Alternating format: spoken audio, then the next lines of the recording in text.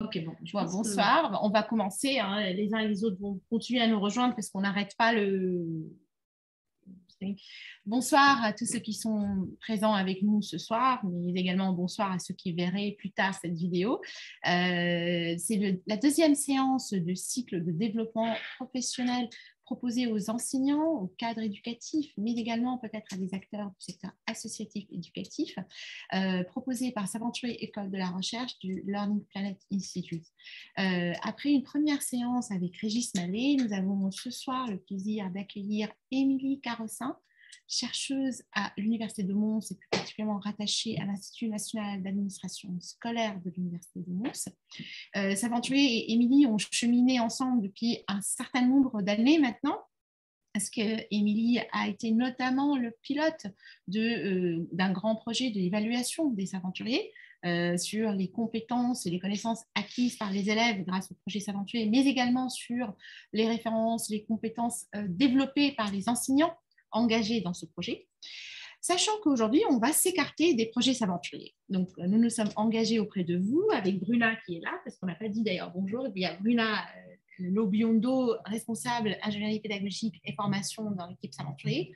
On s'est engagé aujourd'hui auprès de vous de nous écarter des projets pour la classe et de consacrer aux éducateurs, enseignants, cadres, associatifs, un cycle de développement professionnel. Non, ce n'était pas la semaine dernière. Lors de la dernière séance avec Régis Mallet, nous avons exploré les différentes dimensions de termes développement professionnel, les controverses qui l'accompagnent, mais également les ouvertures qu'il propose.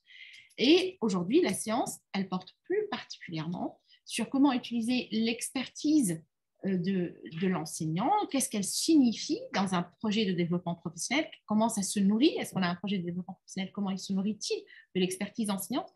Ce terme en soi d'expertise ne fait pas l'unanimité, il est polysémique, ce n'est pas un concept stabilisé, on entend beaucoup de choses.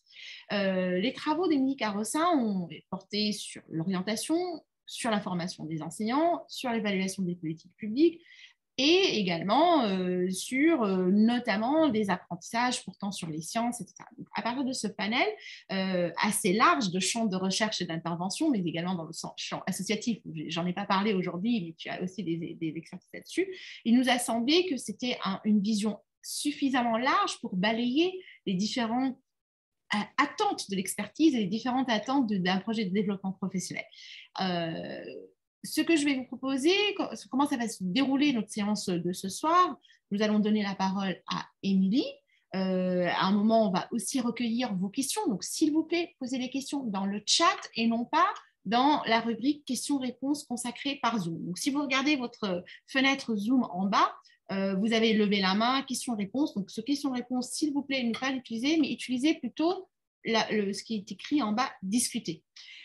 Pour ceux qui sont inscrits à cette séance, qui sont inscrits la semaine dernière et qui souhaitent poursuivre les 4 séances, vous savez que nous avons un engagement de vous délivrer une attestation de suivi délivrée par le Learning Planet Institute pour tous ceux qui suivent le cycle de développement professionnel dans son intégralité.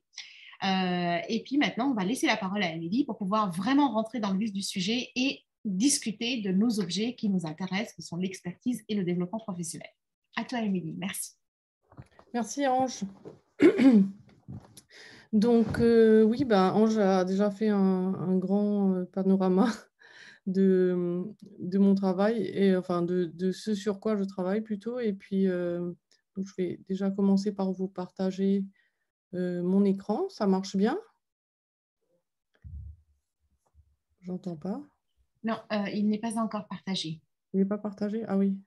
Il faut que tu choisisses le tab qui est partagé.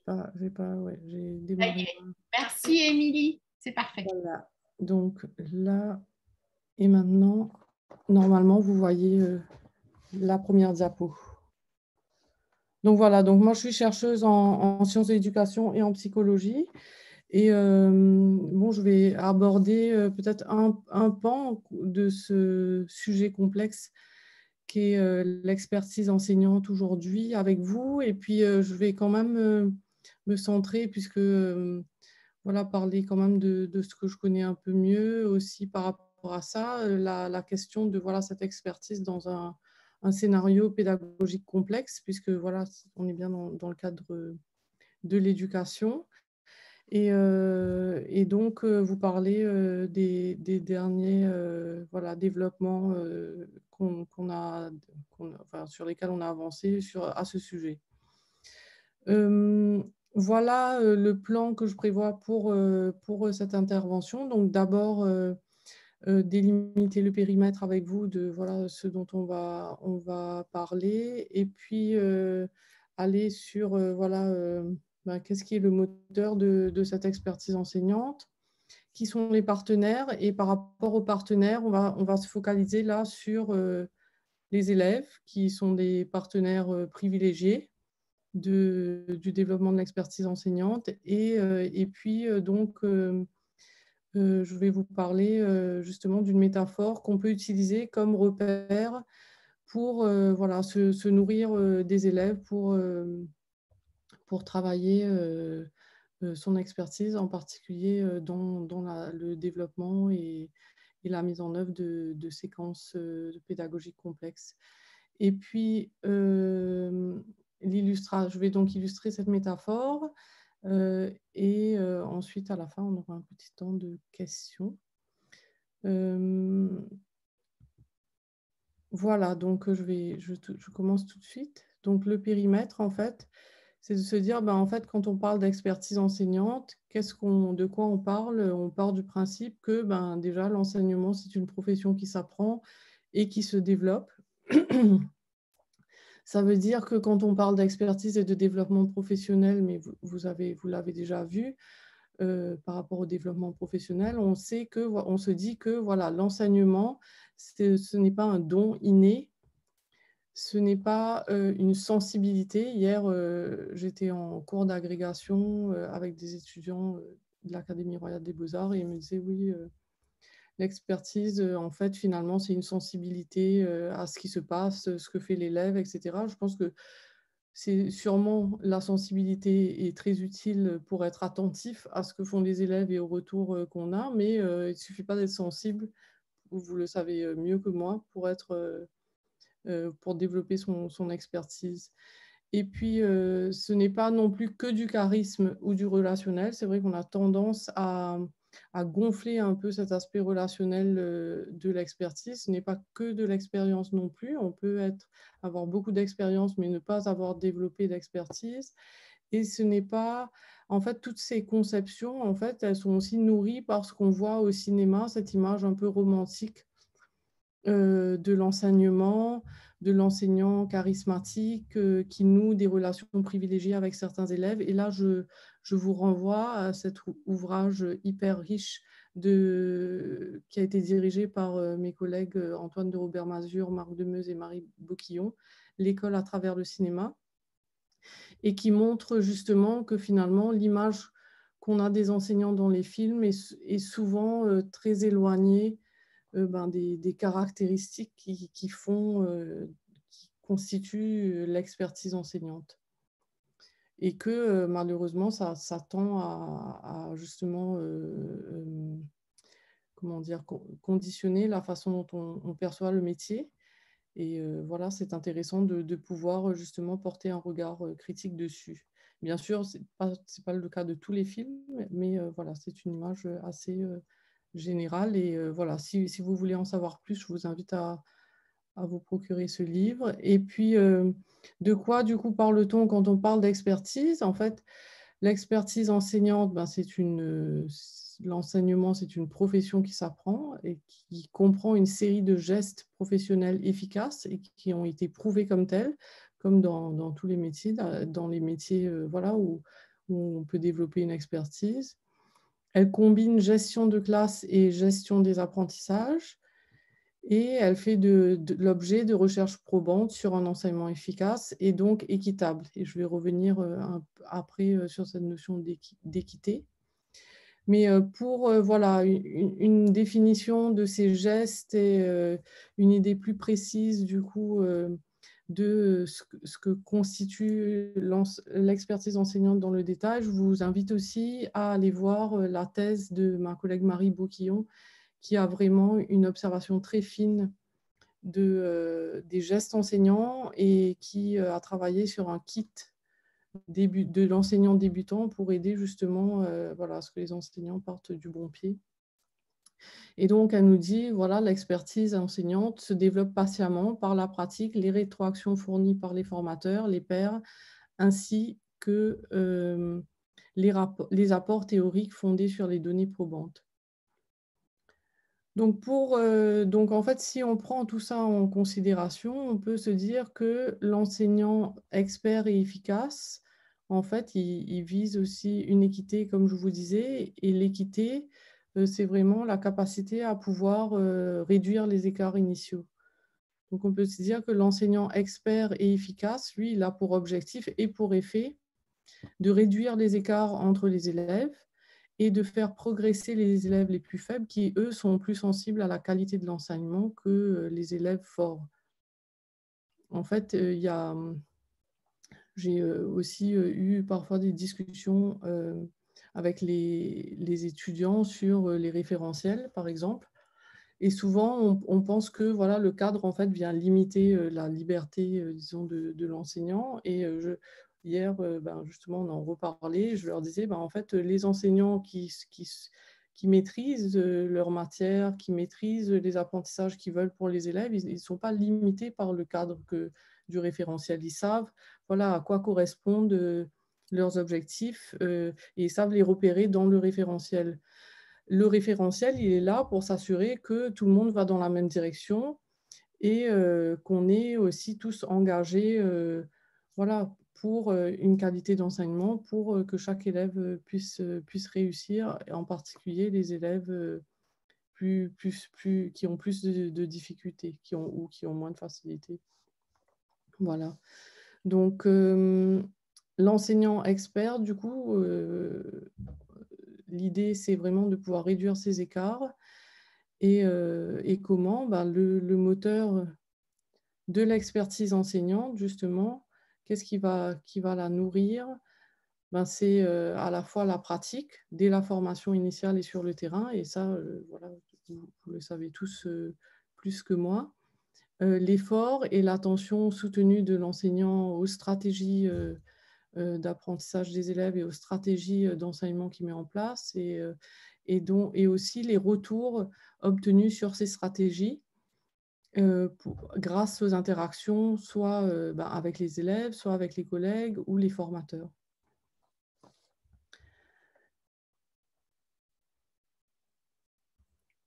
Les études, du coup, dans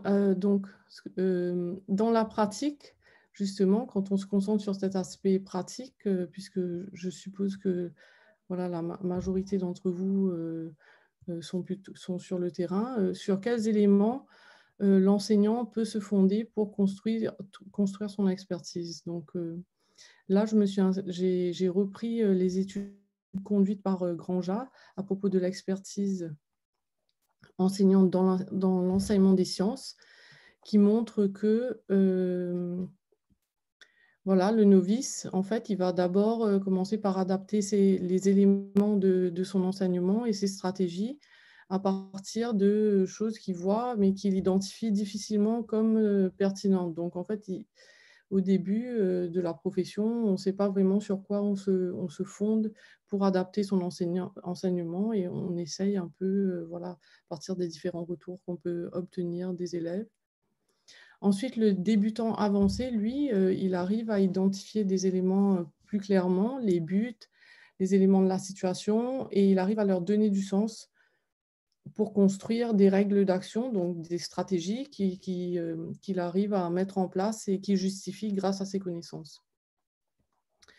Le praticien compétent, lui, catégorise ses compétences selon les situations. Donc, il arrive à se dire, ben voilà, dans cette situation-là, voilà, c'est plutôt comme ça que je vais réagir, ou j'ai une autre aussi possibilité, c'est de faire comme ça, en identifiant les objectifs de ces stratégies, les outils et les ressources qu'il peut mettre à profit de ces stratégies via l'institution, via ses recherches, via ses collègues.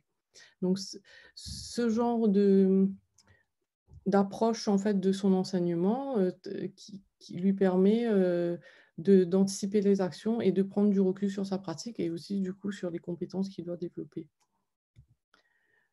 Grandjean ensuite parle de l'enseignant expert qui, lui, va développer des connaissances supplémentaires sur ses compétences et qui, du coup, va permettre encore une meilleure adaptation, une meilleure organisation au contexte et aux élèves, et qui va aussi être plus ouvert à la coopération avec ses collègues. Donc là, je vous présente cette typologie. Bien sûr, la représentation de l'expertise est linéaire pour la démonstration, et bien sûr, dans la réalité, il y a bien plus de nuances et le continuum voilà, est beaucoup moins apparent. Mais voilà, je pense que ce qu'il faut retenir et ce que Grandjean nous explique, c'est aussi que le propre de l'expertise, ce n'est pas de se situer toujours au maximum de la performance attendue. Il s'agit plutôt de faire des choix réfléchis et pour privilégier des aspects importants de l'activité. Comme on le sait tous, voilà, on a un plan de cours et puis quand on arrive en cours, les choses changent et donc du coup, on doit en général l'adapter et en général, on n'arrive pas non plus à faire tout ce qu'on a prévu. Donc, il faut faire des choix et voilà, c'est ça aussi que va permettre l'expertise enseignante, c'est de se dire, ben là, qu'est-ce qui est important par rapport aux objectifs d'apprentissage que j'ai et comment je peux y emmener les élèves au mieux et emmener tous les élèves sans en oublier aucun. Donc, bien sûr, dans ce développement professionnel, il y a beaucoup de partenaires. On a déjà parlé des formations, la formation initiale et continue, les recherches conduites en éducation, les collègues qui aident à prendre du recul sur ces pratiques. Et ça, je pense que c'est aussi souvent dans les moments informels voilà, qu'on a le temps de discuter de ces choses et c'est des moments qui ne sont peut-être pas suffisamment mis en valeur dans la formation des enseignants. Et bien sûr, les grands partenaires de notre développement professionnel, c'est les élèves qui vont nous apporter un feedback régulier sur les stratégies qu'on est en train de mettre en place et sur les apprentissages qu'ils sont en train de réaliser. Et pour moi, ce feedback est encore plus important à prendre en considération dans le cas de démarches ou de séquences pédagogiques complexes. En fait, dans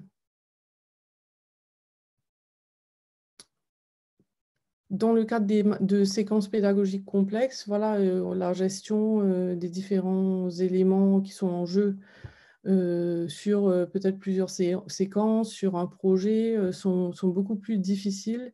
Et du coup, il semblait important là, du coup, d'essayer de trouver quelques repères qui peuvent justement aider l'enseignant à être attentif et soutenir le développement de son expertise. On sait que, par exemple, un des défis majeurs des démarches complexes comme la démarche scientifique est que les élèves ne perçoivent pas toujours la suite logique des apprentissages qui mènent à la construction de nouvelles connaissances. Et donc, dans le travail qu'on a réalisé, par exemple, avec les aventuriers et aussi maintenant sur l'enseignement scientifique avec la main à la pâte, et puis de travail que j'ai réalisé sur l'orientation aussi, ce qu'on essaie de produire, ce sont des outils qui vont permettre aux enseignants de voilà, mieux catégoriser ce qui se passe dans la classe, tout en aidant les élèves à suivre et tout en permettant aux enseignants de récolter du feedback sur voilà, les apprentissages réalisés, ce qui se passe et ce que les élèves retiennent et ce qu'ils sont en train de vivre, etc.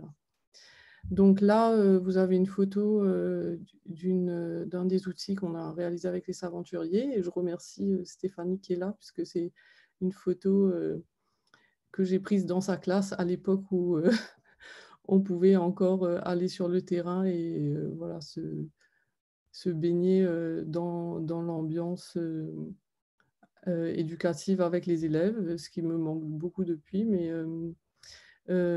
voilà, donc là, il s'agissait d'une carte de navigation qu'on a développée pour les aventuriers. Et comme vous voyez, c'est beaucoup de supports d'images, et ces supports, ils sont imaginés autour de la métaphore de la carte et de la chasse au trésor. Donc, l'idée étant que le trésor à acquérir, là, ce sont les nouvelles connaissances. Donc, oui, j'ai déjà dit tout ça, tout ce qui apparaît. Et donc, de s'assurer que chaque enfant est bien embarqué dans l'aventure et a une emprise sur ses apprentissages et donc suivre bien le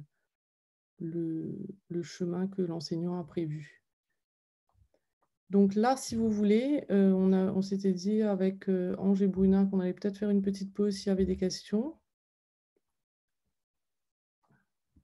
On fait un petit... Vous avez, si des participants souhaitent partager une expérience, un témoignage ou une question, on fera des pauses régulièrement pour les prendre.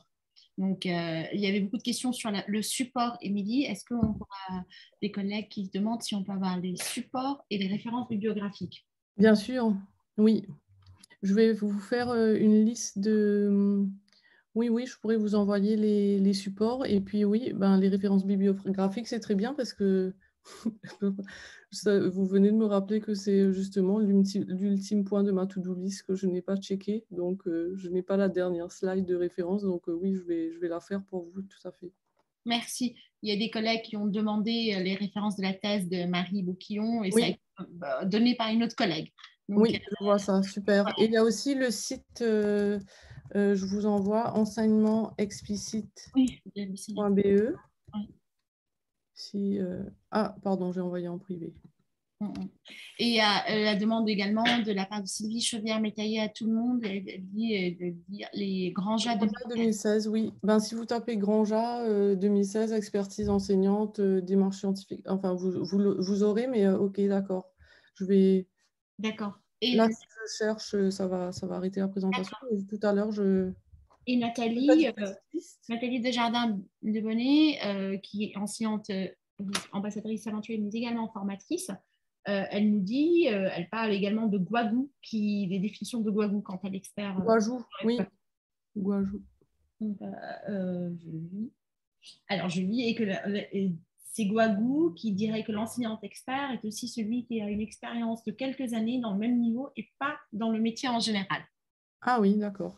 Donc, une autre. Oui, oui. Alors, une question de David. Pour le Oui. feedback des élèves, est-ce qu'on peut leur demander directement ou plutôt interpréter leur réaction et attitude?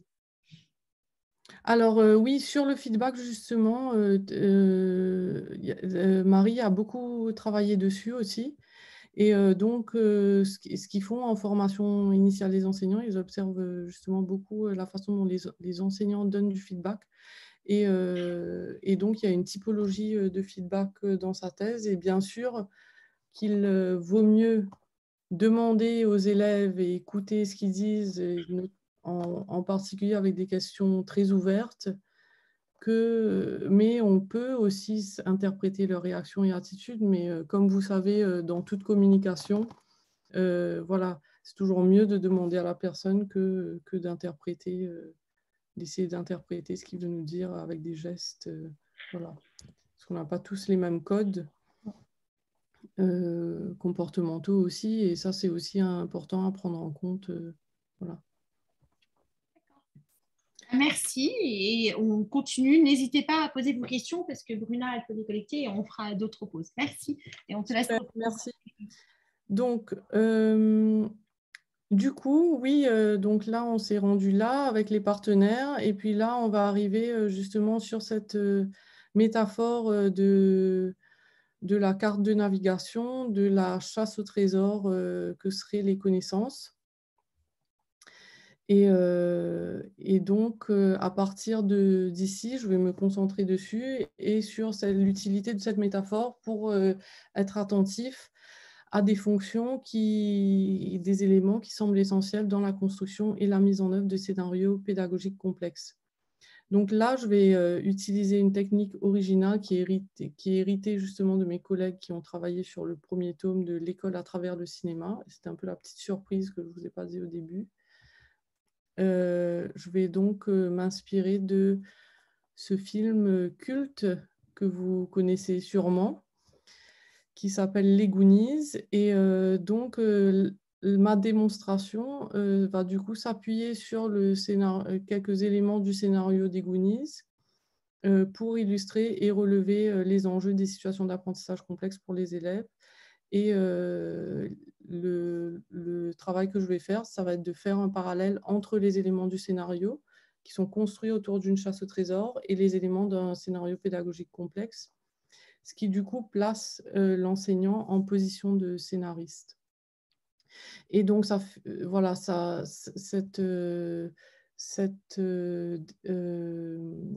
en fait, c'est un chapitre donc, qui va apparaître dans le tome 2, l'école dans l'art et la pop culture, et qui s'inspire aussi d'autres œuvres littéraires, L'île au trésor de Stevenson et La carte magique, qui est une série d'albums jeunesse d'une autrice mauricienne qui s'appelle Yana Amodine.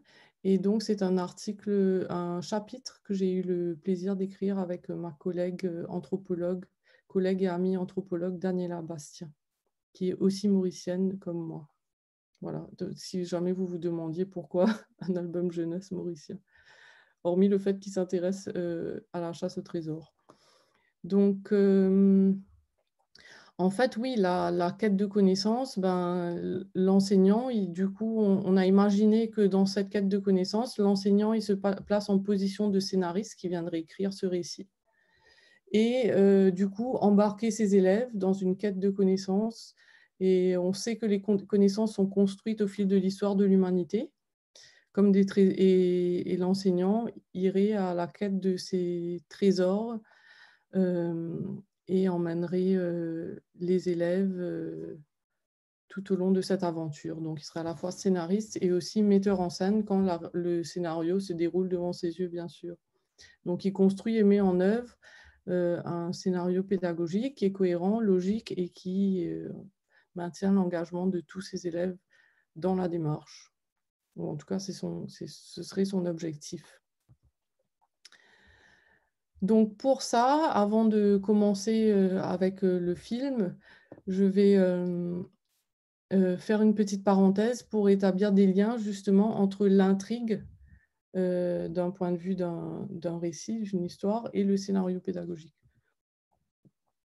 Donc j'espère que bien sûr, c'est pas mon champ d'expertise n'est pas dans la littérature. Donc, si jamais là, vous avez des lectures qui pourraient m'aider à approfondir ce point, je suis aussi bienvenue.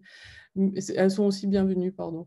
Et donc, c'est sur cet article de Kukkonen que je me suis basée pour comprendre voilà, l'intrigue qui, lui, distingue une intrigue comme une structure avec un début, un milieu et une fin. Ensuite, une intrigue qui se construit par les lecteurs au fil de l'histoire. Donc, c'est l'intrigue telle que les lecteurs la construisent en faisant des liens entre les différents événements de l'histoire, les motivations, les conséquences. Et puis, il y a l'intrigue telle qu'elle est conçue par l'auteur. Donc, au final, l'intrigue, c'est un mélange de ces trois perspectives, disons. Et l'idée, justement, est de pouvoir les articuler. Et dans le cas d'un scénario pédagogique, on peut aussi penser au scénario comme une structure linéaire, un plan avec une intro, des activités à la suite et une conclusion. Ensuite, ça, c'est un peu le plan de cours. Ensuite, il y a le scénario tel qu'il est vécu par les élèves en classe. Quels sont les liens qu'ils établissent entre leur expérience, les activités et les apprentissages? C'est aussi autre chose. Et puis, il y a le scénario tel qu'il est construit et adapté par l'enseignant avant le cours, mais aussi dans le cours en anticipant les deux premiers points. Bien sûr, ce ne sont pas, voilà, tous ces facteurs contribuent avec d'autres facteurs dans lesquels je ne vais pas pouvoir approfondir ici, comme par exemple l'engagement des élèves, leur culture, les caractéristiques de la structure globale de l'école, et puis bien sûr tout ce dont je vous ai parlé avant et sur quoi ma collègue Marie Bouquillon travaille, c'est-à-dire les gestes professionnels, la gestion de la classe, etc. Donc là, on se concentre vraiment sur le scénario pédagogique et voilà, comment on peut utiliser cette métaphore de la carte pour se repérer et voilà, réfléchir à son développement et avancer sur son développement professionnel. Donc, dans le cas de la chasse au trésor, l'intrigue, elle dépend fortement de la carte, justement, qui contient les différents repères utiles et c'est ce qu'on va voir par la suite et qui, du coup, devient une nécessité pour les caractères et pour l'histoire qui se déroule. Ils en dépendent et le décodage des instructions dès la découverte de la carte va être un guide essentiel au succès et à la découverte du trésor.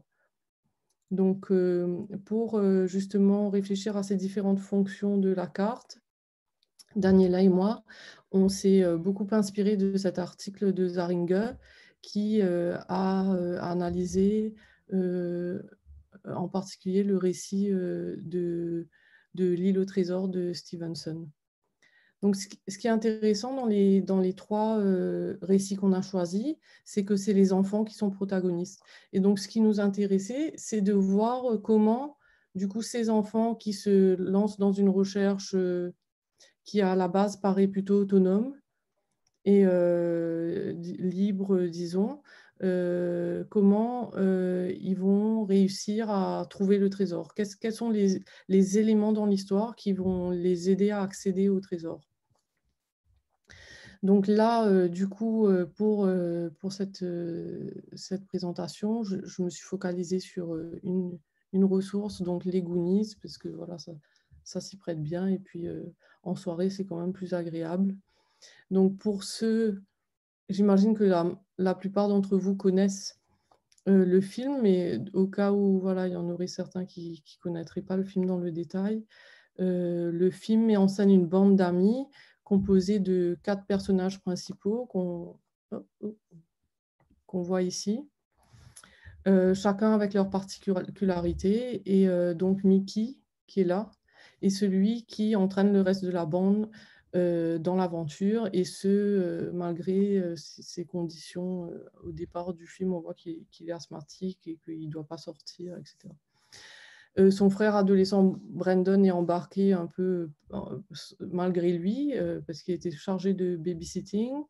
Et puis on a son ami Mouth qui fait, je crois que j'ai le prénom anglais, mais qui fait preuve de stratégie à différents moments. Chunk qui est un enfant affectueux et très loquace. Data qui est ici, qui est bricoleur, on verra tout à l'heure une de ses inventions, qui utilise ses inventions pour déjouer les pièges. Et il y a donc deux adolescentes qui les rejoignent par accident dans leur quête, Andy et Steph.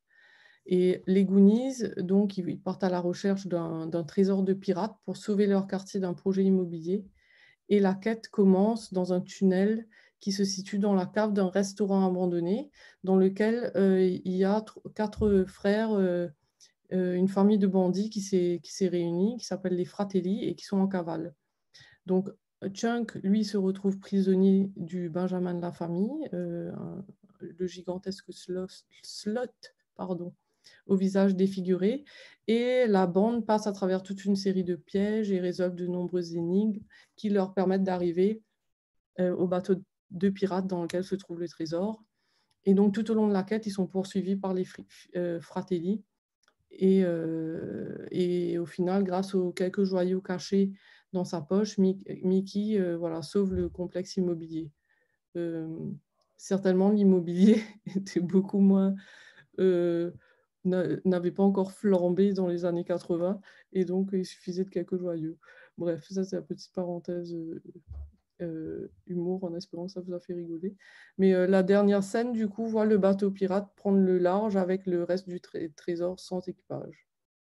Donc bon, désolé pour ceux qui ne l'ont pas vu, je vous ai un peu raconté ce qui se passe, mais bon, ça vaut quand même le détour et c'est très, très divertissant. Donc si vous voulez vous détendre et réfléchir à votre développement professionnel ou au scénario pédagogique en même temps, voilà, c'est une option. Donc, quels sont les éléments et fonctions clés d'un récit qu'on a pu identifier justement dans ce film et dans les autres ressources artistiques qu'on a utilisées? En fait, il y a 4 éléments qui semblent essentiels et qui nous semblent essentiels à prendre en compte dans un scénario complexe. L'ancrage socio-historique, le territoire, la délimitation du territoire et les repères qui sont posés, les incitateurs à la découverte, donc là c'est la maman des Fratelli, et la découverte du trésor. Donc ce que je vais faire là maintenant, c'est que je vais faire l'analogie justement entre les personnages principaux qui sont des enfants et les élèves, entre le scénariste et l'enseignant, et vous montrer à chaque fois quelques extraits qui concernent la découverte de la carte au trésor. Enfin, pardon, qui concerne voilà, l'aventure. Et je vais commencer par un extrait qui concerne la découverte de la carte. Donc, j'espère que le son passera sans problème. Et peut-être je vais ouvrir mon chat si jamais il y a un problème de son. Oups. Ou si je... Choco, tu vois, ça devient rayon. Je sais que t'as rien touché. Viens un peu par ici. Touche pas, il y a peut-être un piège. Qu'est-ce que tu veux, Mickaël? Tiens-moi ça. Pour moi, Mickaël. Merci de nous avoir laissé monter. Il y a une grosse boule de verre. Et tu sais, il y a des lumières qui foutent.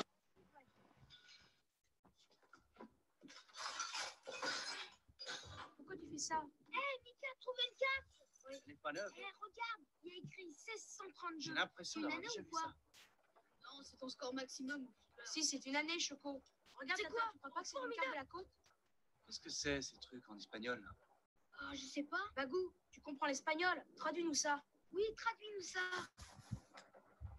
Vous, les intrus, prenez garde. Très basses et pesantes douleurs feront couler sang du voleur qui sur moi un peu trop s'attarde. C'est du réchauffé ça, les mecs, cette vieille carte. Tout le monde a essayé un jour de trouver ce trésor. Tiens, quand nos parents avaient notre âge, je veux dire, vous avez entendu parler de ce type, comment il s'appelle, le pirate, où il est le borgne? Donc, je ne sais pas si vous avez bien entendu. Juste peut-être parce que du coup, j'ai regardé le chat, mais ça passe bien, sans problème? Oui, super, merci. Et donc, voilà, comme là, ils sont dans le grenier de Mickey que vous voyez à droite. Et donc, ce qu'on voit, c'est qu'ici, c'est qu'il y a plusieurs éléments. Déjà, il découvre la carte dans son grenier. Et alors, après, on apprend que, en fait, son père, enfin, juste avant, je crois, on apprend que son père travaille dans le musée historique, donc ce qui explique que ces choses sont dans son grenier. Et on voit là que lui, Mickey, il rend la carte accessible à l'ensemble des enfants. On voit, il mentionne la date, donc on voit qu'elle provient du passé et qu'elle contient des savoirs qui sont utiles à son élaboration, qui ont été utiles à son élaboration et à sa lecture. Donc ici, par exemple, il n'y a qu'un enfant qui est capable de lire ce qui est écrit en espagnol. Et mais voilà, ils sont tous capables de regarder la carte et peut-être que certains identifient des choses et d'autres choses. Et alors, une des phrases que je trouve intéressante dans cet extrait, c'est le grand frère qui dit tout le monde a essayé un jour de trouver ce trésor, et je trouve que ça, du coup, elle se transpose bien à l'école. Ben, tout le monde a essayé un jour de faire des additions, tout le monde a essayé un jour de faire une expérimentation. Donc, tout ça pour dire que en fait, finalement, quel parallèle on peut établir? C'est que ben, le détenteur de la carte n'est jamais le premier à l'avoir entre les mains. Donc, les connaissances qu'on enseigne, elles sont ancrées dans l'histoire de la discipline. Et voilà, une des questions qu'on peut se poser, c'est est-ce qu'on le fait dans notre séquence pédagogique? Et ça, c'est là où la didactique peut nous aider et nous apporter pas mal d'indications. Ensuite, on voit là que la carte est aussi ancrée dans l'histoire locale des enfants. En fait, ils vont découvrir après que c'est l'histoire de Willy le Borgne. Ils vont découvrir un extrait de journal de Chester Coppercup, qui est un aventurier qui s'était lancé à la recherche du trésor. Et donc, on voit comment tous ces liens, et puis ils reconnaissent bien sûr les lieux où se trouve le trésor. On voit que voilà, il y a un lien qui est fait entre voilà, la carte et l'histoire autour de la carte et le contexte des élèves. Donc, la question qu'on peut se poser du coup en parallèle, c'est est-ce que nous, quand on fait des activités comme ça, est-ce qu'on met les activités en lien avec le contexte local des élèves? Ce n'est pas toujours évident, mais voilà, du coup, c'est intéressant de pouvoir se poser la question. Et ensuite, enfin, la carte, elle contient des savoirs qui sont utiles à son élaboration. Donc, il y a des choses qu'on va pouvoir lire sur la carte si on a déjà des acquis. Et là, on remarque que tous les enfants n'ont pas les mêmes acquis. Donc, on peut se poser la question, du coup, dans le cadre du scénario pédagogique qu'on met en place, est-ce que les activités mobilisent des savoirs et des compétences que les élèves ont? Ça, c'est la première question. S'ils les ont, lesquels? Parce que ça peut être utile de leur pointer lesquels ils doivent utiliser. Et ensuite, est-ce qu'il y en a, voilà, est-ce qu'il y a certains savoirs et certaines compétences qui ne sont pas acquis par certains élèves?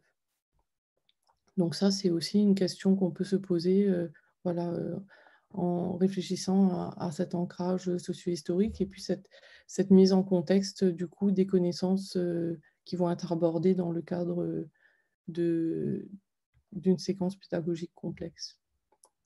L'autre point intéressant dans les fonctions justement de la carte et dans les récits de cartes au trésor, c'est la question de la délimitation du territoire et des repères.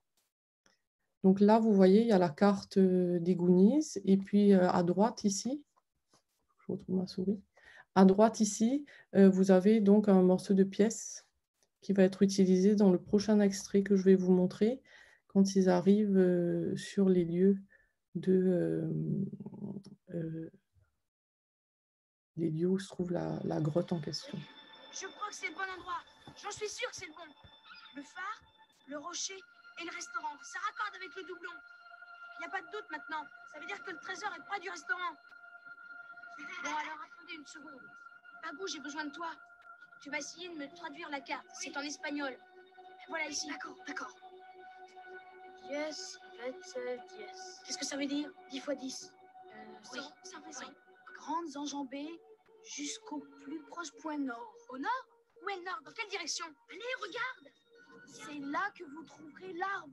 L'arbre où est le trésor? L'arbre où est le trésor, c'est ça. Le nord est de ce côté. Alors c'est près du restaurant.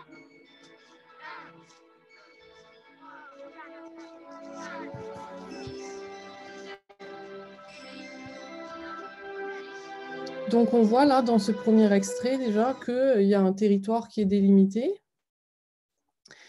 et puis que du coup les enfants doivent faire des liens entre la carte, ce qu'ils lisent sur la carte, les indices qu'ils ont sur la carte et ce qu'ils sont en train de vivre dans la réalité.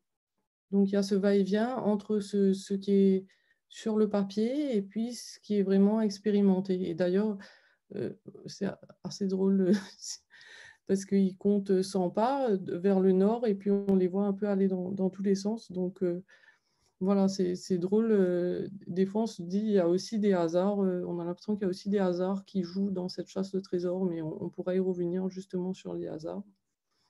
Et dans l'extrait, là, on voit voilà, encore une fois l'espagnol et puis qui cède aussi d'outils ou de nouvelles compétences spécifiques. Compter 10 fois 10, multiplier, pardon. Et puis, ils doivent utiliser une boussole pour trouver le nord. Et il y en a un qui a cet outil et qui va l'utiliser pour les autres. Avec les autres, pardon. Donc, qu'est-ce que ça veut dire, ça, pour à quoi voilà, à quoi nous font penser ces fonctions dans la classe?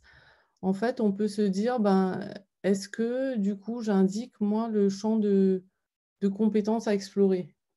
Quand on va commencer à travailler sur une thématique, est-ce que le territoire est bien délimité? Est-ce que les élèves savent où ils vont pouvoir aller, où ils ne vont pas aller, et dans quelle direction? Où se trouve le nord? Et voilà, c'est une chose de délimiter le territoire et c'est une autre chose de les diriger vers le nord. mais est-ce qu'ils ont les outils pour se diriger dans la bonne direction? Ça, c'est aussi une question. Ensuite, comment je peux les aider à faire des liens entre ce qu'ils sont en train de vivre et ce qui est attendu d'eux, entre ce qu'ils sont en train d'apprendre et puis ce qui sort finalement dans les traces qu'ils sont en train de produire, etc. Comment les aider à donner sens à ces apprentissages et comment les aider à identifier les repères utiles justement pour qu'ils avancent dans leurs apprentissages. Et est-ce que ces repères, quels repères je peux leur donner et est-ce que ces repères que j'ai identifiés, ils sont suffisamment accessibles à chaque élève? Parce qu'on voit là que voilà, il y a certains repères qui ne sont pas toujours compréhensifs et on sait aussi des études qui ont été conduites sur la culture scolaire, voilà, que c'est voilà, il y a des codes et que les codes ne sont pas toujours compris par les élèves.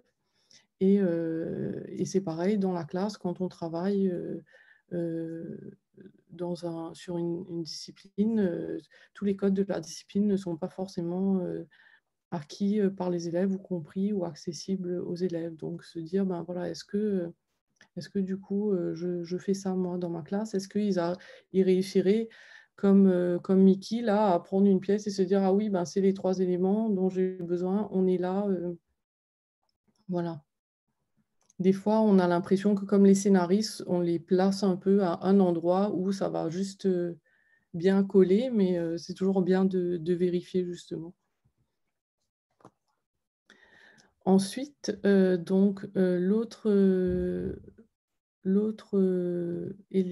autres éléments qu'on a découverts, c'est la question des incitateurs à la découverte. Donc, en littérature, ça s'appelle des adjuvants qui sont là pour faire avancer l'histoire, l'intrigue. Ils arrivent parfois à des moments où les personnages se sentent bloqués quelque part, où ils ne savent pas où aller.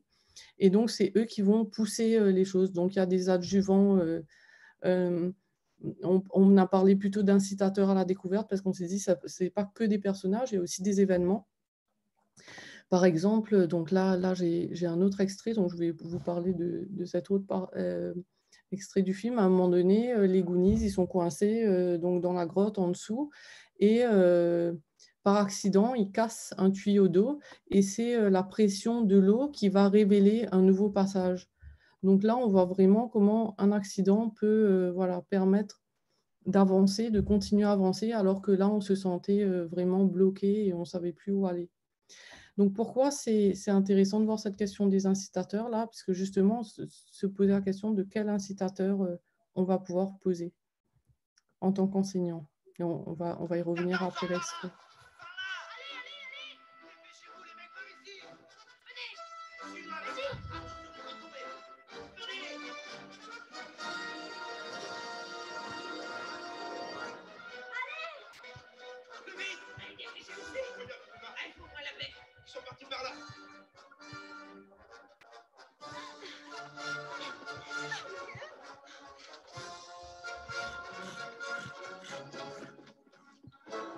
Qu'est-ce que c'est que ça? Continuez les messes.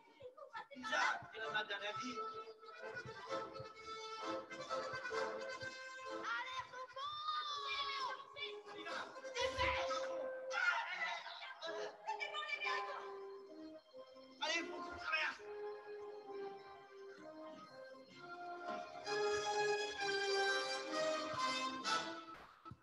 Allez, dépêchez-vous, quelqu'un derrière vous. Ils sont là-bas, demain. Oh, maman. Allez. Data, dépêchez-vous. Fais pas le con, Data, dépêche. Oh, j'ai une idée hyper géniale. Les sommets dérapants. Les sommets dérapants et des nains, Data.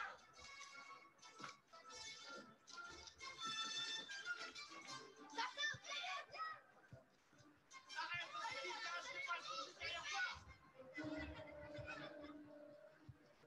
Salut les gosses. Vous vous souvenez de moi? Hé, pousse-toi, je vais sortir d'ici. Arrêtez, le mec, pas où je tire. Donc, on voit là voilà, que les fratelli, donc ces bandits-là qui sont poursuivis et qui poursuivent aussi les enfants, on peut se dire que là, du coup, ils n'auraient peut-être pas franchi ce rondin, ils ne seraient peut-être pas passés dessus s'il n'y avait pas derrière des personnes qui étaient à leur poursuite et qui les forçaient du coup à avancer plus vite que prévu. Donc, on voit là bien comment voilà, les incitateurs, justement, peuvent intervenir à des moments clés de l'aventure, pousser les enfants dans une direction qu'ils n'auraient peut-être pas prise ou qu'ils n'auraient pas pris aussi vite, et donc accélérer la quête. Et ce que je trouvais aussi intéressant à la fin de cet extrait, c'est que le groupe s'assure quand même que malgré cette accélération, tout le monde suit le rythme. Et donc, comment voilà, ça se transcrit dans une pratique de classe, ben, c'est de se demander, ben, est-ce que voilà, moi j'interviens à des moments clés.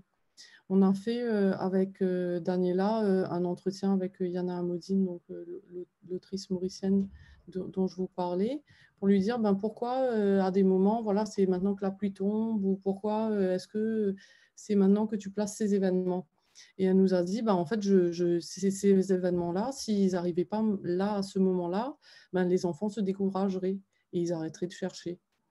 Et donc, il y a aussi cette question de se dire, ben voilà, quand est-ce que je vais intervenir pour relancer la quête et rediriger ou débloquer certaines situations que les élèves rencontrent. Parce que bien sûr, si on devait refaire les quêtes telles qu'elles avaient été faites dans l'histoire de l'humanité, ça prendrait beaucoup d'années. Donc, comment voilà, on peut pousser les enfants dans une certaine direction, et à quel moment est-ce qu'on décide de guider les élèves et de forcer le dispositif pour qu'il aille dans la bonne direction. Forcer le dispositif, ben, c'est justement ce que Orange et ses collègues ont observé dans des séquences de démarches scientifiques, c'est qu'à un moment donné, ben, quand même, on doit pousser un peu plus. Ce n'est pas exactement ce que les élèves disent, mais si on attend, voilà, ça va prendre beaucoup de temps, et beaucoup plus de temps, et on a des contraintes de temps, des contraintes éducatives, etc.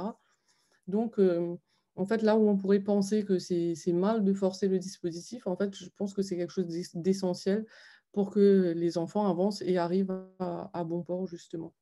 C'est d'ailleurs ce que font les scénaristes avec les différents incitateurs. Et donc, quand la quête s'accélère, est-ce qu'on s'assure que chaque enfant a bien suivi la transition? Parce que souvent, il y a un petit décalage. Et voilà, il faut bien s'assurer qu'on accroche bien tout le monde, et voilà, qu'on arrive à garder tout le monde. Et peut-être qu'à ce moment-là aussi, les élèves peuvent aussi s'entraider pour s'assurer que tout le monde est bien voilà, avec le groupe. Pardon. L'autre... oups, oh là là, trop vite. La dernière fonction, c'est la découverte du trésor. Donc, pour la découverte du trésor, je vous montre d'abord l'extrait et puis on en reparle. Une tirelire maxi modèle. On est riche, j'arrive à y on l'a trouvé. De l'or, de l'argent, ça brille de partout. On a réussi. Viens me tenir ce 31. Super. Ça, c'est un trésor. Eh, Bagou, elle date de quand la carte? Je ne sais pas, mais au moins de 2 siècles à mon avis. Oh, wow. Le président Lincoln. George Washington. Martin Sheen. Martin Sheen, tel président Kennedy, espèce d'idiot. Bah, c'est du pareil au même. Je veux dire, il faisait Kennedy dans sa fille. Ah oui, elle est trop malin. Je me réjouis de voir que tu te sers de ta cervelle. Oui, une cervelle, moi au moins. Tu es trop stupide, Bagou. Ah oui? Oui. La ferme. Attendez une minute, c'est pas de l'or. C'est un puits à souhait. Regardez. Regardez, c'est le vieux puits à souhait de Mademoiselle Garden. Donc, ceux qui connaissent le film, là, voilà, ont peut-être réalisé dès le début que ce n'était pas la scène du trésor que j'avais pris, mais une scène où ils pensent avoir trouvé le trésor, et en fait, ils se rendent compte voilà, en essayant de se rappeler de la date de la carte que ça ne correspond pas du tout à ce qui était prévu comme trésor. Et donc, cette scène, elle est assez intéressante parce que, en fait, on se rend compte que le bon trésor n'est pas toujours perçu par les enfants. Et que, du coup, ils doivent pouvoir utiliser des indices qu'ils ont reçus en début d'aventure pour savoir que c'est bien le trésor qu'ils cherchent. Et l'autre chose, il y a d'autres, voilà. Et puis, bien sûr, quand ils trouvent le trésor, dans les histoires, là, donc dans les Goonies, comme je vous ai dit, c'est un bateau rempli de trésors et ils prennent 3 joyaux. Donc, souvent, après, quand ils trouvent le trésor, ils n'emportent qu'une partie du trésor. Ils n'emportent pas tout le trésor. Donc, il y a ça aussi, il y a le trésor qui reste, tout ce qui reste à découvrir, qu'on a découvert une fois, mais qu'il faudrait aller réétudier, entre guillemets, pour continuer à découvrir. Et la dernière chose, et donc là, c'est une fonction qui est mise en avant par Zaringus, c'est que le trésor réel que les enfants vont découvrir, il va remplacer tout ce qu'ils imaginaient qui se trouvait à l'emplacement de la croix sur la carte qui marquait le trésor. Donc, il y a aussi tout cet imaginaire du trésor et souvent, dans certaines histoires, les enfants sont déçus quand ils trouvent le trésor parce que ce n'est pas exactement le trésor auquel ils s'imaginaient. Donc, première chose, les enfants ne reconnaissent pas toujours le trésor. Donc, en classe, ça veut dire quoi? Ça veut dire, en fait, les enfants en classe, ils n'ont peut-être pas tous repéré quels étaient les apprentissages qu'ils devaient retenir, les connaissances peut-être les connaissances sont souvent pointées, mais par contre, ce qu'on a vu dans le travail qu'on a fait avec les enseignants, c'est que les compétences sont moins pointées. Et donc voilà, est-ce que on fait à la fin on fait le tri des connaissances et celles qui sont à conserver.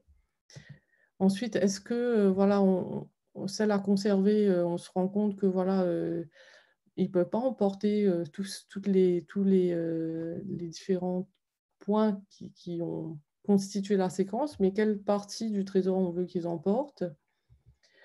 Est-ce que du coup, on fait la distinction entre les nouveaux apprentissages et les représentations qu'ils avaient du trésor à la base, enfin des connaissances à la base? Est-ce que on leur montre ce contraste entre ce qu'ils imaginaient et ce qu'ils ont construit ou ce qu'ils ont réussi à apprendre finalement? Et puis, est-ce que, voilà, finalement, comme le trésor n'a pas tant de valeur, est-ce qu'on valorise aussi le chemin parcouru et justement les compétences utilisées en expliquant bien, voilà, comment ils ont réussi à arriver aux objectifs d'apprentissage et qu'est-ce qui leur a permis d'y arriver et qu'est-ce qu'ils ont pu déployer en classe voilà, pour y arriver. Donc, comme vous voyez, là, c'est ces 4 points qu'on a identifiés dans le travail qu'on a fait sur les quêtes de trésors. Je les ai repris ici, justement, on va pouvoir faire des liens avec l'histoire de la discipline, pouvoir s'assurer que le territoire est délimité et surtout que les indices sont interprétés par les élèves, puisque...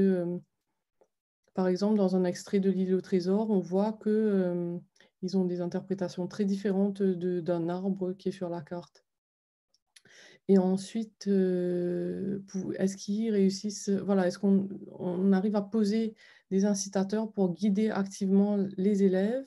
Et enfin, est-ce qu'au final, la suite logique des apprentissages est reconstruite avec les élèves pour qu'ils comprennent comment ils sont arrivés au point où on voulait qu'ils arrivent?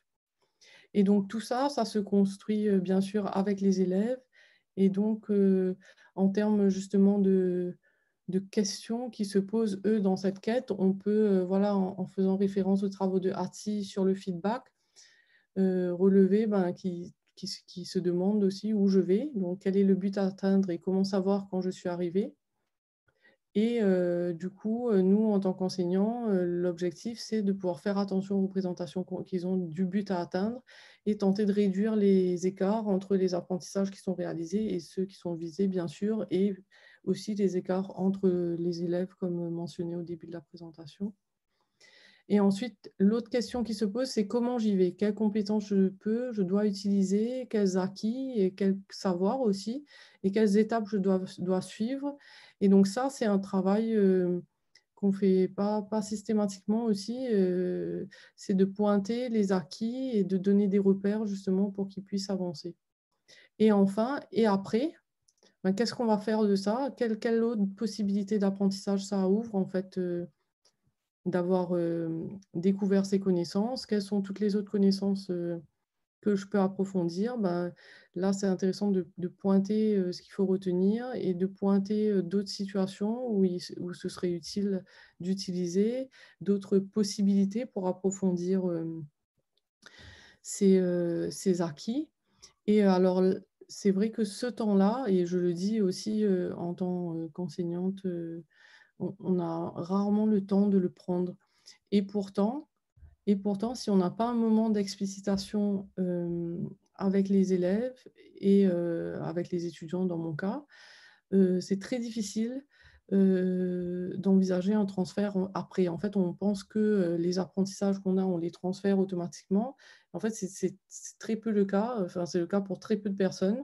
Et donc, si on veut vraiment s'assurer que les élèves puissent utiliser toutes les ressources qu'on a essayé de leur donner, il faut vraiment qu'on puisse les pointer et qu'on leur dise, ben voilà, ça va être utile là, ça va être utile là. Le transfert, en fait, il ne se fait pas du tout automatiquement. Et c'est peut-être pour ça qu'on se dit tous, voilà, il y a plein de choses que j'ai appris à l'école qui ne servent à rien. Ou, voilà. Donc, en tout cas, on a vraiment intérêt à prendre ce temps et à venir donner des indications justement sur ben, les autres situations et à quoi ça sert en fait, tous ces apprentissages. Et du coup, ça me fait penser là que une des pistes aussi pour faire ça, c'est de faire le lien avec le monde réel, bien sûr. Et aussi, une des pistes qu'on explore, nous, à l'INAS, c'est de faire des liens avec les champs de connaissances de l'orientation, de faire des liens avec le métier, avec même la connaissance du système scolaire. Voilà, les formations, voilà, une diversité de choses dessus. Et là aussi, si vous voulez, je peux vous rediriger vers un site avec des ressources. Voilà, donc merci beaucoup pour votre attention. Et voilà, j'espère que ça vous a donné envie de revoir les Goonies. Et puis, on continue la conversation ensemble. Donc. Merci, Émilie. Alors, oui, le micro est ouvert, oui. Merci, Émilie. Il y a eu un moment collectif de nostalgie lorsque j'ai passé les Goonies. Et voilà. Donc, en attendant que les questions commencent à arriver, parce que je pense qu'il y a eu un très grand moment de concentration, nous avons un témoignage d'un ou deux collègues qui disent, moi, je te lis parce que je pense que tu n'as pas eu le temps de remonter. Je présente l'acte enseignement-apprentissage aux enseignants avec la métaphore suivante. À la gare, on a ceux qui sont, une métaphore de la gare, on a ceux qui sont en première ou en seconde classe, ceux qui ont un pied dans le train et l'autre sur le quai, enfin, ceux qui ont des problèmes de bagages sur le quai. Donc, pour montrer les différentes... et le collègue ou la collègue, parce que je ne sais pas si Abdou est son prénom ou son nom de famille, maintenant, je vais l'enrichir par le voyage à la recherche du trésor. Donc, enrichir avec ça. Voilà, alors c'est le moment de vraiment merci. Tout le monde te remercie beaucoup, Émilie, pour cette présentation. Merci à vous. Et c'est voilà, c'est le moment de poser vos questions, de demander des éclaircissements. Et en attendant que vous saisissiez vos questions et qu'on puisse les relayer, moi, j'ai une petite question, Émilie. Donc, oui. Écoutez. Et c'est quelque chose que j'ai retrouvé, d'ailleurs, j'en parlais tout le temps avec Bruno en t'écoutant, que je retrouve très fortement dans ce que nous avions fait ensemble pour cette carte de navigation. C'est de dire aux enseignants de proposer des outils qui leur permettent conceptuellement, mais également pragmatiquement, de dépasser les oppositions habituelles entre pédagogie par projet, pédagogie explicite, etc. Donc, si tu pouvais un tout petit peu revenir sur le fait qu'il y ait des constructions, des effets de discours opposant beaucoup de choses et qu'il y a en fait la possibilité de tirer avantage de chaque dispositif, quel qu'il soit. Voilà. Et puis après, on commence à relayer les questions qui arrivent. Oui, je pense que en fait, c'est vrai qu'il y a beaucoup de reproches qui sont faits à la démarche scientifique en classe, à la démarche d'investigation, etc. Et en fait, quand on voit, c'est pour ça en fait qu'on s'intéressait que je trouvais intéressant d'aller voir ces histoires sur les cartes au trésor. On voit qu'il y a plein de choses qui ne sont pas des hasards en fait. Souvent, on croit que quand on fait une démarche d'investigation en classe, on va laisser les élèves voilà, aller explorer des choses et ils vont trouver parce qu'ils sont trop intelligents ou j'en sais rien, parce qu'ils ont le savoir de 1000 générations derrière eux. Et en fait, justement, là, ce que je trouvais assez apparent dans cette métaphore, c'est que du coup, on voit que finalement, non, la recherche de trésors, il y a plein de hasards, il y a plein de choses qui vont tomber, qui vont faire que les enfants avancent dans la bonne direction. Et je pense que ça, c'est vraiment déjà une chose par rapport au fait que voilà, ce n'est pas une démarche qui est libre, contrairement enfin, libre, vous voyez ce que je veux dire, dans le sens de on peut aller n'importe où, qui n'est pas guidée. Et donc, la question du guidage, elle permet de faire le lien avec l'enseignement explicite aussi. C'est-à-dire que, dans l'enseignement explicite, ce qui est important, c'est, de vraiment rendre visibles tous les apprentissages. Et c'est vrai que dans les démarches complexes, comme on passe par plusieurs étapes, comme il y a plusieurs, éléments qui sont en jeu, plusieurs, moments d'activité, qui sont différents et là, je pense par exemple à un projet de recherche s'aventurier. Toutes ces étapes, elles ne sont pas forcément explicitées et les élèves, en plus, ça a lieu sur, si on continue l'analogie, ça a lieu sur parfois plusieurs saisons ou plusieurs épisodes qui ne sont pas regardés au même moment. Donc, les élèves, ils ne font pas, et surtout où j'ai envie de dire, en fait, il n'y a que les élèves qui ont des facilités, qui peuvent faire des liens entre les différentes étapes. Et en fait, il y a rien qui les permet de rattacher les différents moments. Et donc, nous, le travail qu'on essaye de faire justement avec vous, Ange, avec d'autres dispositifs, c'est vraiment de proposer des supports qui permettent de rendre visibles ces liens et qui permettent justement de discuter autour enfin d'aider les élèves à reconstruire ce scénario et à voir la suite logique des apprentissages. Merci, Émilie. Je vais laisser Bruna, peut-être, comme elle, c'est elle qui a modéré le chat, prendre la question. Oui, en fait, il y a une question qui est posée par deux personnes, David et Rima, qui est est-ce que tu peux donner un exemple concret de sujet abordé avec la métaphore du trésor et avec l'âge des élèves et voilà, la thématique de l'apprentissage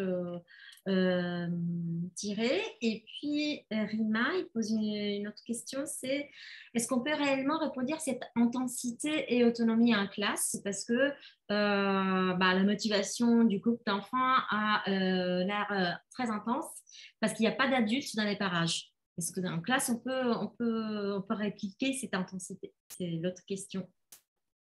Alors, je vais peut-être commencer par la deuxième. En fait, justement, en fait, la motivation du groupe d'enfants est très intense, mais elle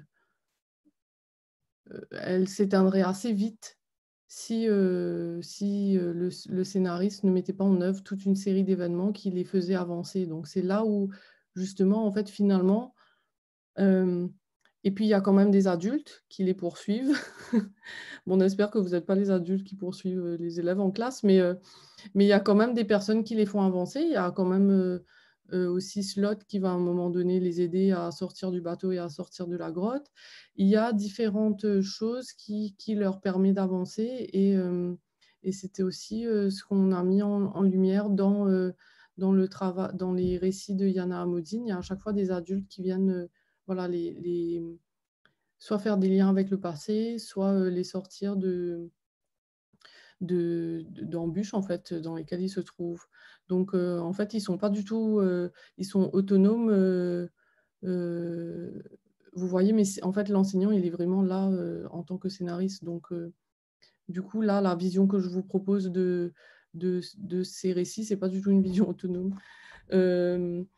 Et ensuite, pour l'analogie et pour un exemple, en fait, la métaphore, elle est là pour vous expliquer, et surtout là pour expliquer un peu les enjeux de démarches comme ça scientifiques. On n'est pas obligé de l'utiliser tel quel en classe parce qu'on sait très bien que ça rajoute une couche cognitive et que tous les élèves ne sont pas prêts, n'ont pas la disponibilité cognitive pour comprendre une métaphore en plus du contenu que vous voulez transmettre. Donc, du coup, j'ai envie de vous dire, l'idée, c'est surtout de pouvoir repérer les différentes étapes. C'est ça les points qu'il faut garder en tête. C'est se dire, voilà, je vais montrer un plan. Bien sûr, je ne vais pas exposer tout ce qu'on va faire aux élèves. Ils ne vont rien comprendre, ils vont se sentir plus perdus qu'autre chose. Mais par contre, au fur et à mesure où on va avancer, je vais pouvoir poser des éléments et qui vont pouvoir remobiliser par la suite et avec lesquels on va aussi pouvoir faire des liens qui sont très visibles. Parce que des fois, on fait des liens à l'oral et peut-être que ces liens échappent à certains élèves. Donc voilà, c'est vraiment l'idée de pouvoir poser les repères qui sont utiles aux apprentissages pour que chaque élève puisse s'en emparer. Et la métaphore, disons que c'est du bonus, mais moi, je ne l'ajouterai pas forcément en classe ou sinon juste au début pour lancer un peu l'idée de l'aventure, mais je ne la remobiliserai pas tout le temps parce que vous avez vu là déjà pour la démonstration, ça fait beaucoup de va-et-vient. Donc imaginez pour les élèves, c'est pas évident. Merci. Et merci aussi à Stéphanie Bregnaud qui a partagé un génial. Oui, son génial avec justement la photo. Ouais, merci Stéphanie. L'autonomie totale des élèves est une illusion et elle donne cette définition qui est que l'enseignant est un marionnettiste à l'ombre ou un scénariste. Et puis, il y a une question de Dani qui dit « Je m'intéresse aux entretiens de métacognition. Il me semble qu'ils s'intègrent dans un tel scénario. À quel moment les placeriez-vous? Peuvent-ils s'envisager un collectif classe ?» Redis, pardon, ah oui, voilà, c'est ça. Je m'intéresse aux entretiens. Scénarios, les entretiens de métacognition. Oui. Et la question, c'est s'il y en a déjà, ouais. Qui s'intègrent au scénario. Et à quel moment tu les placerais et s'ils peuvent être envisagés un collectif classe. Tu l'as aussi dans le chat. Alors, je ne sais pas si les entretiens de métacognition, c'est une méthode très précise. Donc, moi, je ne la connais pas. Donc, je ne pourrais pas parler dessus. Mais par contre, les processus de métacognition, ça, je sais de quoi on parle. Et je pense, oui, que c'est vraiment ces moments où on réfléchit avec les élèves sur ce qu'ils ont fait, les compétences qu'ils ont mobilisées, comme je vous disais. Et alors, le moment le plus propice, j'ai envie de dire, c'est un peu à vous de voir parce que c'est sûr qu'on ne peut pas, quand les élèves sont engagés dans un apprentissage ou dans une activité, c'est très difficile de les retirer pour leur parler et puis ils ne vont pas forcément être très attentifs. Donc, en général, peut-être en fin et en début de cours, je dirais que ça, c'est ce qui rentre le plus logiquement, il me semble, dans vos routines de ce que je connais de l'enseignement en classe et de ce que je connais de mon enseignement. Et en collectif classe, oui, c'est une bonne idée. Mais par contre, là, ce qui est important aussi, c'est de pouvoir interroger de façon aléatoire les enfants. Alors, on a tendance à toujours aller vers ceux qui sont un peu, soit un peu endormis ou distraits, ou du coup, ils se sentent toujours en échec. Alors, moi pour... ou ceux qui ne participent pas beaucoup, puisque ceux qui participent, on n'a pas de problème quand on pose des questions. Alors moi, ce que je fais en cours, bon, c'est avec des adultes, mais du coup, j'ai un pot où je mets tous les noms des étudiants et puis je retire au hasard. Et comme ça, ce n'est pas moi qui décide et je n'ai pas la responsabilité. Et puis, dès que j'ai interrogé quelqu'un, je pose et ça permet d'interroger un peu tout le monde. Je pense qu'en groupe, c'est possible. Après, voilà, il faut quand même veiller à ce que chaque élève puisse s'exprimer et que ça s'entende aussi. Souvent, comme je vous disais, ils ne retiennent pas du tout ce qu'on a envie qu'ils retiennent. Moi, c'est ce que des fois, dernièrement, on fait des tests d'outils, les enseignants me disent « Ah oui, alors j'ai demandé ce qu'ils avaient appris. Ils m'ont dit oui, à s'entraider les uns les autres. » Ce n'est pas du tout ce qui était prévu comme compétence, quoi. Mais du coup, c'est quand même intéressant c'est intéressant pour 2 raisons. Déjà, eux, ils ont retenu ça et ensuite, du coup, ça veut dire que, on a intérêt à pointer aussi les autres trésors justement parce que des fois, ils trouvent une fontaine à un puits à souhait et et pas le trésor du pirate. Voilà. Merci, Émilie. On a pas mal de témoignages de collègues. Je te laisse peut-être en relayer. Oui, on a le témoignage d'Hélène qui est en maternelle et qui raconte, j'avais adapté la carte de navigation à des maternelles, mais une fois en classe, ils croyaient qu'on allait vraiment prendre les bateaux, évoquer Dylan. C'est très mignon, merci. Merci Hélène. Et puis Nathalie qui, avec sa posture de formatrice, dit, je pense aux formations Constellation Plan Français. Les incitateurs sont en quelque sorte les formateurs référents français. Mais les incitations peuvent être aussi plus positives.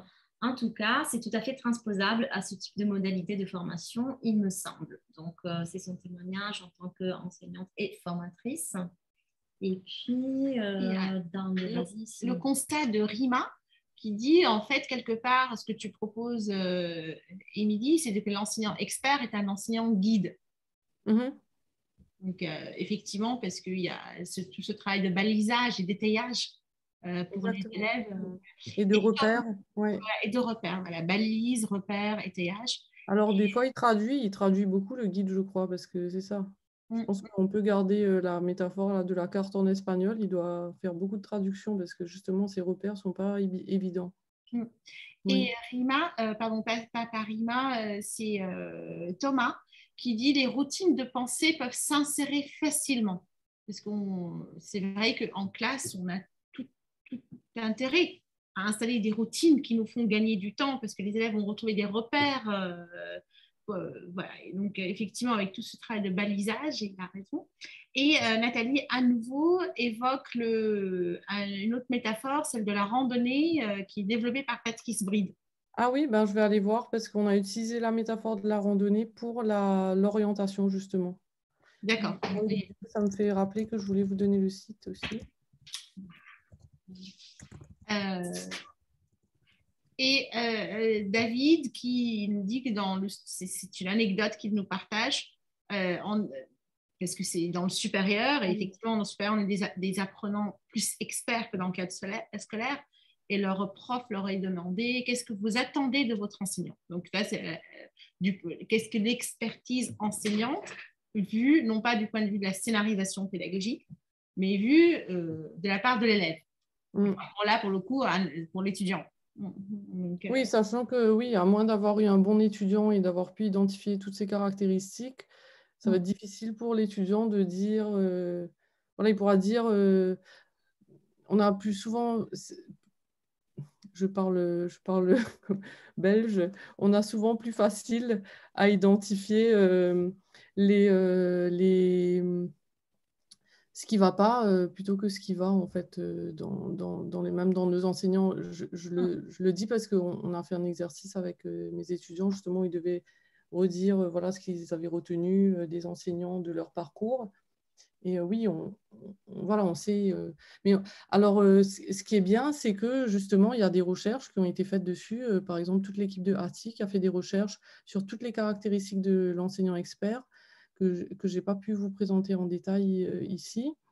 Et en fait, c'est des recherches qui ne viennent pas d'un bureau de chercheurs, mais c'est des recherches qui viennent du terrain. Donc, ils ont vraiment été sur le terrain, voir ce que les enseignants font, et c'est aussi ce qui se passe dans l'enseignement explicite, c'est des recherches qui émanent du terrain. Et donc, dans le cas de ATI, ils ont aussi fait une revue de travaux de plus de 500 000 travaux scientifiques sur la question des gestes, de l'expertise enseignante. Et donc là, ça vaut vraiment le coup. Je vais vous mettre la référence dans la liste des bibliographies. Je vois la question d'Hélène. Là, je vais vous mettre la référence dans la biblio. Dans la méta-analyse de Hattie, qui est arrivé à conclure que c'est l'expertise enseignante qui est le premier facteur prédictif de la réussite dans les enseignants. Et lui, il décompose cette expertise en plusieurs en composant par plusieurs facteurs. Et le premier, c'est la capacité de faire du feedback, c'est-à-dire donner à l'élève un retour sur son travail qui lui permette d'avancer, de progresser, de comprendre, et quelque chose que l'élève peut opérer. C'est-à-dire que c'est un feedback que l'élève peut mettre en œuvre. Donc, voilà. Le premier qui compte pour environ 30%, je crois, par rapport à d'autres facteurs comme la famille, etc. Il faut savoir que les travaux de Hattie, c'est ce qu'on appelle des méta-analyses, c'est-à-dire, comme vient de l'expliquer Émilie, il ne mène pas des analyses lui-même. En fait, il moissonne toute la littérature, toutes les enquêtes, et il y a des études statistiques. Je ne saurais pas vous expliquer comment est fait le modèle statistique à part de ça, mais il y a des critiques parce qu'il met au même plan des enquêtes, par exemple, portant sur X élèves, d'autres plus anecdotiques, etc. Donc, voilà. Mais oui, par contre, dans la référence que j'ai là, ils ont aussi été testés. Voilà. Les caractéristiques, ils ont été les observer en classe auprès de 53 enseignants en classe. Et donc là, ils avaient un protocole très rigoureux avec des observations, des entretiens, plusieurs entrées aussi, pas que quantitatives. Donc voilà. Et de toute façon, ça vient recouper exactement ce qu'ils disent, des études plus de l'ordre de les monographies descriptives, des pratiques de classe, etc. Donc en fait, il y a une adéquation. Donc, on a, à la remarque de Thomas, les feedbacks, oui, mais il faut qu'ils soient bien pensés et construits. Et il nous fait part d'une typologie spécifique, effectivement. Hattie, il fait des typologies de feedback, parce que certains sont plus efficaces que d'autres. On voit bien, pour reboucler la boucle, que cette expertise d'enseignant que vient de nous expliquer est merveilleusement bien, Émilie, et très clairement, ça nous ramène à toute cette problématique propre à l'éducation par la recherche de ce que serait un pédagogue-chercheur. Et on voit bien que le pédagogue-chercheur, c'est également non celui dont l'expertise dans la classe se nourrit d'un travail quasiment de laboratoire. Il est au courant de la littérature, il travaille avec ses collègues, et on avait fait un référentiel avec Émilie sur qu'est-ce qui caractérise un pédagogue-chercheur, et la capacité de communiquer avec ses pairs, pas simplement avec ses élèves et leur faire du feedback, est une composante essentielle, comme exactement vous venez d'échanger aujourd'hui, de dire voilà ce qu'on fait. Merci beaucoup, Émilie. L'heure tourne. Si vous avez une dernière question, juste Bruna et moi, on vous rappelle vraiment de vous inscrire sur la liste, parce que sinon, on n'a pas de traces et qu'on ne peut pas vous délivrer les attestations. Donc, on a mis dans le chat en fait le lien. Si vous rencontrez des problèmes pour vous connecter, parce que c'est un Google Doc et je sais que certaines adresses mail, notamment académiques, parfois on n'y arrive pas, dites-le nous soit tout de suite dans le chat, soit envoyez un mail et on vous ajoutera à la mano. N'hésitez pas. Donc, merci. Si vous avez une dernière question, parce que l'heure tourne, il va falloir qu'on ferme le chat. Mais, merci beaucoup. Merci pour vos témoignages, vos exemples, vos questions. C'était vraiment chouette. Je ne vous ai pas vu, mais voilà, je vous sentais présent. En tout cas, on est trop nombreux pour que ce soit pratique sur Zoom. Merci beaucoup à tout le monde et on vous souhaite une très bonne soirée. Et puis, n'oubliez pas, prochain rendez-vous avec Alice Latinier. Quelle date exactement? 9 mars. 9 mars. Et là, on va plus partir du côté des sciences cognitives et des processus d'apprentissage. Là, on a parlé du processus d'expertise et des processus d'apprentissage et comment être à l'écoute des processus d'apprentissage, notamment des élèves qui ont des difficultés d'apprentissage, est un levier en fait de facto de développement professionnel, parce que apprendre à écouter la parole de l'enfant, apprendre à l'observer, apprendre à travailler en équipe éducative avec d'autres personnes sont tout un tas d'occasions de développement professionnel, et on vous partagera la semaine prochaine tout un tas de travaux de recherche, de référentiels du métier d'enseignant au Québec et au Canada qui intègre cette dimension dans l'expertise enseignante. Et on vous souhaite une très bonne soirée et au 9 mars avec Alice